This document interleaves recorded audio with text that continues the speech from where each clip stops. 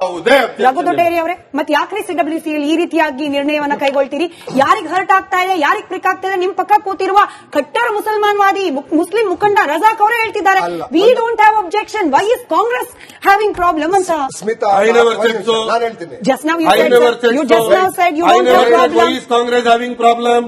ನನ್ನ ಪ್ರಶ್ನೆ ಸರ್, ಅದು ನನ್ನ ಪ್ರಶ್ನೆ, ನಾನು ಕೇಳ್ತಿರೋದು. ನನಗೆ ಸುಳ್ಳು ಹೇಳ್ತಿರಲಿ ಸರ್, ಕ್ಲಿಯರ್ ಆಗಿ ನನ್ನ ಪ್ರಶ್ನೆ ಕೇಳಿಸ್ಕೊಳ್ಳಿ. ನಾನು ಹೇಳ್ತಿರೋದು ರಜಾಕ್ ಅವರಿಗೆ ಮೀಟಿಂಗ್ ಅಲ್ಲಿ ಹೇಳಿದ್ಯಾ ಇದು ಮುಸಲ್ಮಾನರಿಗೆ ತೊಂದರೆ ಆಗ್ತಿದೆ, ಅದಕ್ಕೋಸ್ಕರ ನಿಮಗೆ ಪ್ರಶ್ನೆ ಕೇಳಿಸ್ಕೊಳ್ಳೋ ವ್ಯವಧಾನನೇ ಇಲ್ಲ. ನಿಮಗೆ ಪ್ರಶ್ನೆ ಕೇಳಿಸ್ಕೊಳ್ಳೋ ವ್ಯವಧಾನನೇ ಇಲ್ಲ. ನಾನು ಹೇಳಿದ್ದು ನನ್ನ ಪ್ರಶ್ನೆ ಅಬ್ಜೆಕ್ಟ್ ಮಾಡಿದ್ದಾರೆ. Let me clarify it. ನಾನು ಹೇಳಿದ್ದು ಮುಸ್ಲಿಂ ಮುಖಂಡರಾದ ರಜಾಕ್ ಅವ್ರಿಗೇನೆ ಗೀತೆಯನ್ನ ಬೇರೆ ಯಾರಾದ್ರೂ ಹಾಡೋದು, ಅದಕ್ಕೆ ರಜಾಕ್ ಅವ್ರು ನಿಂತು ಗೌರವ ತೋರಿಸೋದು ಯಾವುದೇ ರೀತಿ ತೊಂದರೆ ಇಲ್ಲ ಅಂತ ಹೇಳದ ಮೇಲೆ ಕಾಂಗ್ರೆಸ್ ಯಾರಿಗೆ ತೊಂದರೆ ಆಗ್ತಿದೆ ಅಂತ ಹೇಳಿ ನಿರ್ಣಯ ಕೈಗೊಂಡಿದೆ. ಪ್ರಶ್ನೆ ಅದನ್ನೇ ನಾನು ಕೇಳಿದೆ. ನೋಡಿ ಸ್ಮಿತಾ, ಕಾಂಗ್ರೆಸ್ 1937 ಅಲ್ಲಿ ಒಂದು ರೆಸೊಲ್ಯೂಷನ್ ತೆಗೆದುಕೊಂಡಾಗ ಆಗ ಇದ್ದಂತವರು ಒಂದು ನಿಮಿಷವೇ ಕಾಂಗ್ರೆಸ್ ನೆಹರು ಹಿಂದೂಗಳು ಸುಳ್ಳು ಹೌದು, ಮೊಹಮ್ಮದ್ ಅಲಿ ಜವಾಹರ್ ಅವರು ಅಬ್ಜೆಕ್ಟ್ ಮಾಡಿದ್ದಕ್ಕೆ ಈ ತರ ನಿರ್ಧಾರ ತಗೊಂಡಿದ್ದು. ಮಹಾತ್ಮ ಗಾಂಧೀಜಿಯವರು ಹಿಂದೂಗಳು, ಅದೇ ಎಐಸಿಸಿ ಮೀಟಿಂಗ್, ಸಿಡಬ್ಲ್ಯೂಸಿ ಮೀಟಿಂಗ್, ಹಿಂದೂಗಳು ಬರೀ ಸರಿಯಾಗಿ ಏನು ಓದ್ಕೊಂಡ್ ಬರಲ್ಲ, ಬರೀ ಬುರ್ಡೆ ಬಿಡ್ತಾರೆ. ಸಿಡಬ್ಲ್ಯೂಸಿ ಮೀಟಿಂಗ್ ಅಲ್ಲ, ಅದು ಎಐಸಿಸಿ ಮೀಟಿಂಗ್. ಒಂದ್ ನಿಮಿಷ ಕಣಪ್ಪ, ವರ್ಕಿಂಗ್ ಕಾಂಗ್ರೆಸ್ ವರ್ಕಿಂಗ್ ಕಮಿಟಿ ಅಲ್ಲಿ ಎಐಸಿಸಿ ಮೀಟಿಂಗ್ ಅಲ್ಲಿ ಮೊಹಮ್ಮದ್ ಅಲಿ ಜವಾಹರ್ ಅವರು ಅಪೋಸ್ ಮಾಡಿದ್ರೆ ಭಾರತ ದೇಶ ಒಂದು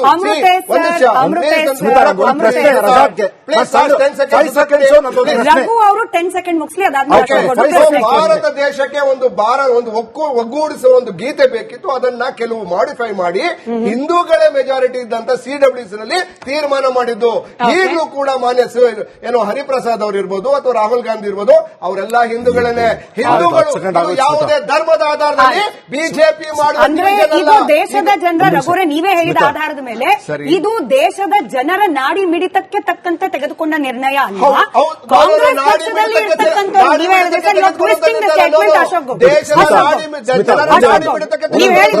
ಕೇಳಿಸ್ಕೊಂಡಿದ್ದಾರೆ.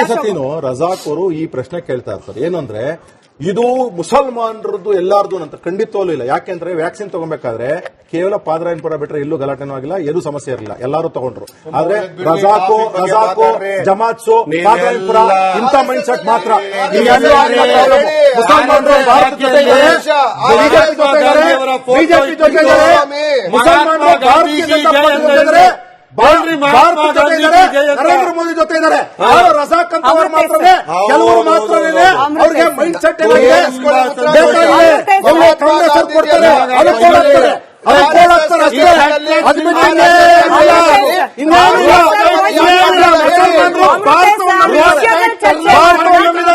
ಇದು ಬೇಕಾಗಿರೋ ಅಡ್ಜಸ್ಟ್ಮೆಂಟ್ ರಾಜಕಾರಣ. ಈಗ ಸೋನಿಯಾ ಗಾಂಧಿಯಿಂದ ನೀವೇನ್ ಬಯಸಕ್ ಸಾಧ್ಯ? ಸೋನಿಯಾ ಗಾಂಧಿ ಅವ್ರೇನ್ ನಮ್ಮ ರಾಷ್ಟ್ರದವರ? ಅವ್ರೇನೋ ಹಿಂದೆ ಮದುವೆ ಆದ್ರೂ ಬಂದ್ರು, ಆದ್ರೆ ಅವ್ರ ರಕ್ತ ಹರಿತಿರೋದೆಲ್ಲ ಹೆಚ್ಚು ಕಡಿಮೆ ಇಟಲಿ ರಕ್ತವೇ ಅಲ್ವಾ? ಅದರಿಂದ ಒಂದೇ ಮಾತರಂ ಬಗ್ಗೆ ಅಲ್ಲಿ ಮೊನ್ನೆ ನಡೆದಂತ ಕಾಂಗ್ರೆಸ್ನ ಒಂದು ಸ್ವಾತಂತ್ರ್ಯ ದಿನಾಚರಣೆ ಕಾರ್ಯಕ್ರಮದಲ್ಲಿ ಆ ಸನ್ನೆ ಪನ್ನೆಗಳು ಏನೇನ್ ನಡೆದವೆ, ಅದಕ್ಕೆ ನಾವು ಕುರ್ಚಿ ಹಾಕ್ಲಿಕ್ಕೆ ನಾವು ಸನ್ನೆ ಮಾಡಿದ್ದು ಅಂತಕ್ಕಂಥ ಕಾರಣಗಳು ಕೊಡ್ತಾ ಇದ್ದಾರೆ. ಇದು ಸತ್ಯಾಸತ್ಯತೆ ಜನ ನೋಡ್ತಾರೆ. ಈಗ ಅಷ್ಟು ಸುಲಭ ಅಲ್ಲ ಸುಳ್ಳು ಹೇಳಿ ತಪ್ಪಿಸ್ಕೊಳ್ಳಿಕ್ಕೆ. ಅಷ್ಟೊಂದು ದೇಶಭಕ್ತರಾಗಿದ್ರೆ ಇವರು ಶಾಖೆ ಮಾಡ್ತಾರಲ್ಲ, RSS ಅವರು ಚಡ್ಡಿ ಗಿಡ್ಡಿ ಕೋಲು ಗೀಲು